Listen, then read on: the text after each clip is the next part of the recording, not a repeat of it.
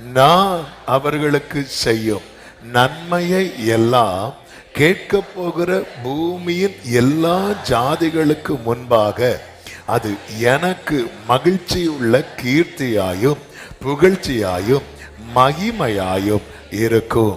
நான் அவர்களுக்கு அருளி செய்யும் எல்லா நன்மையின் நிமித்தமும் எல்லா சமாதானத்தின் நிமித்தமும் இவர்கள் பயந்து நடுங்குவார்கள் என்று இஸ்ரவேலின் தேவனாகிய கர்த்தர் சொல்லுகிறார். சத்தமா ஆமென். நான் அவர்களுக்கு செய்ய போகிறது எல்லாரும் கேட்பாங்க பாருங்க. அப்படி நான் இவங்களுக்கு இப்படி ஒரு நன்மை செய்யறது 4 பேருக்கு தெரிய வர்றதுல எனக்கு மகிழ்ச்சி இருக்கும்னு கர்த்தர் சொல்லுகிறார்.